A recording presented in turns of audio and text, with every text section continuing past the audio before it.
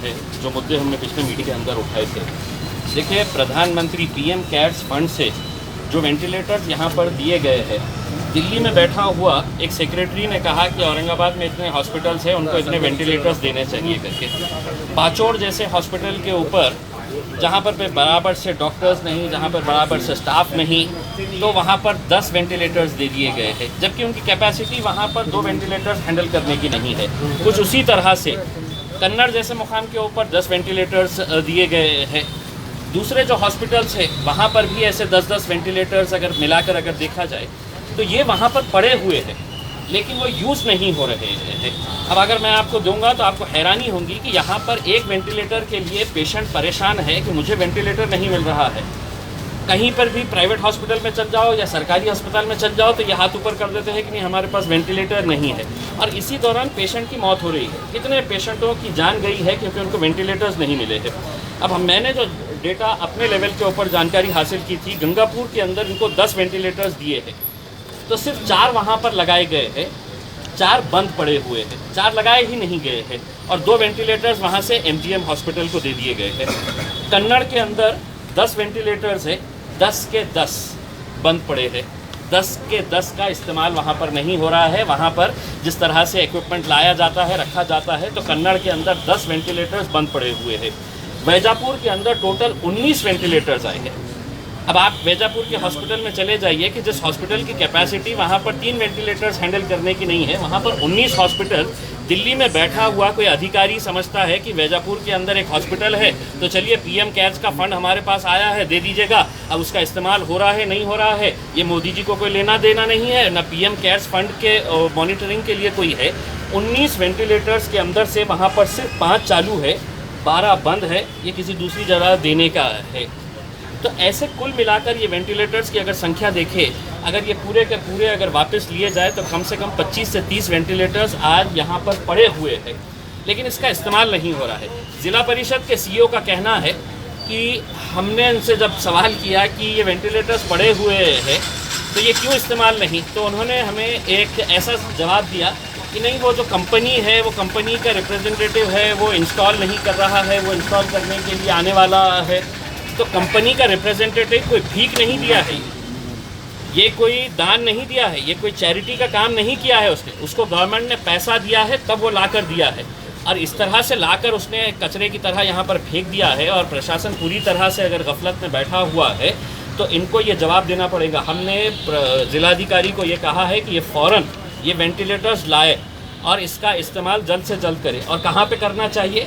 जो super speciality building government की बनी है, 150 करोड़ रुपये खर्चा किया गया है, वो सुपर स्पेशलिटी बिल्डिंग के अंदर वेंटिलेटर्स लगाइए। और अगर वहाँ नहीं होता है तो महानगर पालिका ने मेल्ट्रॉन के अंदर अपना जो सेटअप बनाया है, जिसके ऊपर भी करोड़ों रुपया खर्च हुआ है, तो वहाँ पर ये वेंटिलेटर्स प्रोवाइड करने की जिम्मेदारी प्रशासन की है। कलेक्टर साहब ने हमको आश्वासन दिया है कि हम 2 दिनों के अंदर जाकर ये पूरे वेंटिलेटर्स लाएंगे, कोशिश करेंगे कि इस घाटी या सुपर स्पेशलिटी बिल्डिंग को दे।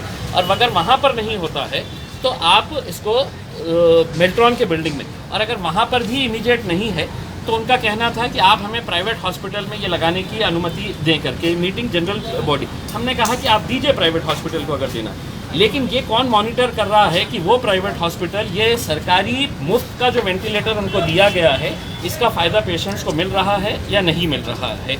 इस ताल्लुक़ से बात करने के लिए हमने इजाज़त दी है। अब देखते हैं कि प्रशासन किस सतर्कता के साथ ये 25-30 वेंटिलेटर्स का उपयोग करती है। ये बहुत अफसोसनाक बात है, बहुत दुर्दैव है इस बात का कि जब वेंटिलेटर्स नहीं थे, हमने खासदार निधि से मैंने खुद ने 6 वेंटिलेटर्स इनको दिया है। अगर मुझे ये पता रहता कि ये खैरात की तरह है तो बांटने वाले हैं, मुझे ये पता रहता कि ये वेंटिलेटर्स ऐसे ही पड़े धूल खाने के लिए पड़े रहने वाले हैं, तो मैं कभी भी है तो इस फंड का इस्तेमाल इस काम के लिए नहीं किया होता, कोई दूसरे काम के लिए किए गए होते। तो ये प्रशासन इसको गंभीरता से ले, यही हमारी विनती है। दूसरा ये है कि हमने प्रशासन से ये कहा है कि कौन कौन से मुद्दे हैं, फंड्स का मुद्दा है या और क्या क्या मुद्दे हैं, ये हमें इसकी जानकारी दे, ताकि हम ये बता सके कि औरंगाबाद की क्षमता इतनी ज़्यादा नहीं है कि दूसरे अलग अलग ज़िलों के पेशेंट्स यहाँ पर आए। आपको अपना अपना इंफ्रास्ट्रक्चर बनाना पड़ेगा, चाहे वो नांदेड़ में हो, लातूर में हो, भीड़ में हो, उस्मानाबाद हो। अगर पूरे के पूरे पेशेंट्स यहाँ पर आने लगे तो औरंगाबाद के ऊपर बहुत बड़ा तान पड़ने वाला है। तो ये सरकार की जिम्मेदारी है कि अपने अपने डिस्ट्रिक्ट हॉस्पिटल्स को एक्विप करे कि ताकि वहाँ का पेशेंट्स यहाँ ना आए, और यहाँ के भी जो तालुके के हॉस्पिटल्स हैं, कन्नड़ के हॉस्पिटल को इतना एक्विप करे कि कन्नड़ के हॉस्पिटल के पेशेंट को घाटी में आने की ज़रूरत ही ना पड़े, वैजापुर के पेशेंट को यहाँ पर आने की ज़रूरत ही ना पड़े। लेकिन सबका इंटरेस्ट चूँकि इसी के अंदर रहता है कि मशीन कितने में आ जाएगी, बिल्डिंग बना लिया जाएगा, तो सबका अपना अपना एक इंटरेस्ट यही रहता है कि इंफ्रास्ट्रक्चर के अंदर सबका कट रहता है, वो कट मिल जाता है तो सब खामोश हो जाते हैं। अब हॉस्पिटल वेंटिलेटर्स है, लेकिन वेंटिलेटर्स रहने के बाद अगर डॉक्टर्स ही नहीं है जो चलाने वाले हैं, नर्सिंग स्टाफ ही नहीं है, अब नर्सिंग स्टाफ के लिए उनको कुछ मिलता नहीं है, तो इनकी जो मांग है कि इन्होंने जो बैंकों से पैसा लिया हुआ है या जो जहाँ से भी लिया है उसका जो वसूली इनके लिए की जा रही है, और ये बैंड बजाने की इजाज़त मांग रहे हैं। मैं तो चाहता हूँ इतनी ज़ोरों से आप लोग बैंड बजाएं कि पूरे महाराष्ट्र के अंदर आपके बैंड की गूंज बजनी चाहिए। उसके अंदर देखिए सब चीज़ खुल चुका है। अगर आप सरकार से अगर ये इजाज़त मांगेंगे कि हमको बैंड बजाने की इजाज़त दे, तो आपको कभी भी नहीं मिलने वाला है। सही है तो आप अपना बैंड बजाना शुरू कर दीजिए।